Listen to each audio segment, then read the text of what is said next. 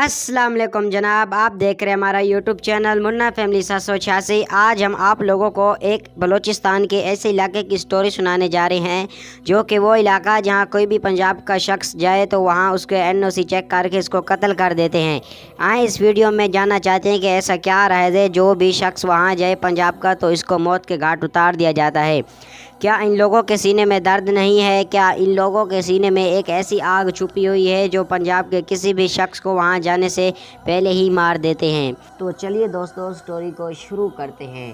पाकिस्तान की तारीख कई बड़े सरदारों, कबीले रहनुमाओं और सियासतदानों से भरी हुई है।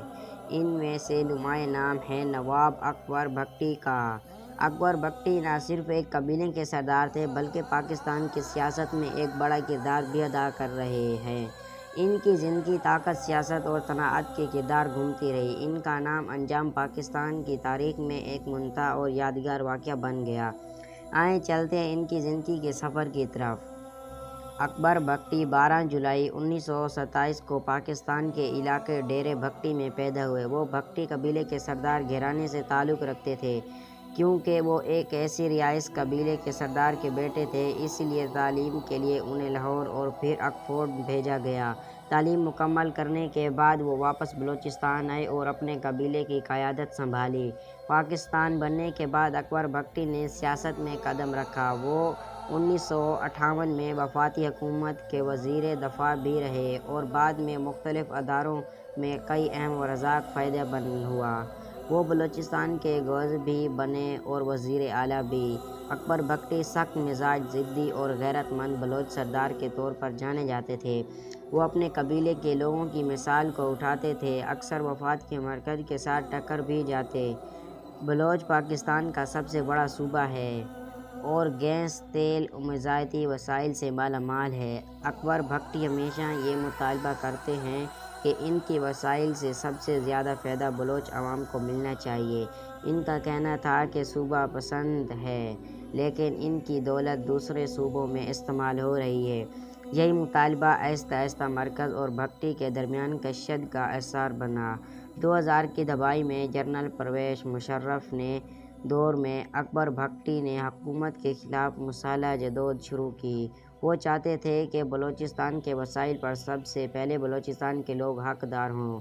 इन पर अलाज़म लगाया गया कि वो डेरे भट्टी और डेरे इलाकों में रियासत के ख़िलाफ़ लड़ने वाले इसरी बंदों के सपोर्ट कर रहे हैं।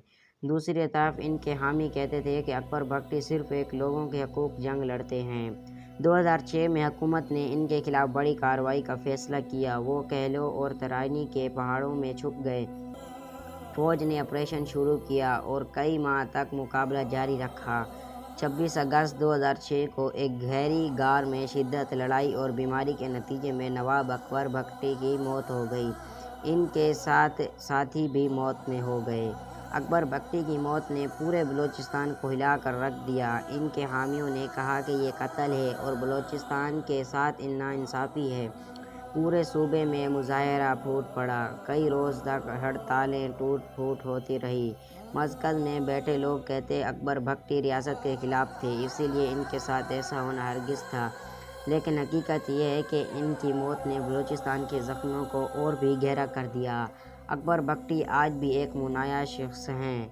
कुछ लोग इन्हें हीरा मानते हैं और जो लोग हकूक़ के लिए हैं, कुछ लोग इन्हें बग़ैरत का ज़िम्मेदार उठाते हैं। लेकिन एक बात तय है कि इनका नाम हमेशा बलूचिस्तान की सियासत और पाकिस्तान की तारीख़ में ज़िंदा है। अकबर भट्टी की कहानी ताकत, मिजाज और कुर्बानी की कहानी है। वो एक ऐसा सरदार था जो अपने कबीले की इज़्ज़त और सूबे के हकूक़ के लिए आखिरी दम तक लड़ता। इनकी ज़िंदगी और मौत ने दोनों पाकिस्तानियों को सबक सिखाया कि किसी भी कौम के मिसाइल को ताकत के ज़ोर पर नहीं दबाना चाहिए। अगर आपको हमारी ये वीडियो अच्छी लगे तो वीडियो को लाइक, शेयर, सब्सक्राइब ज़रूर करना। जज़ाकल्लाह।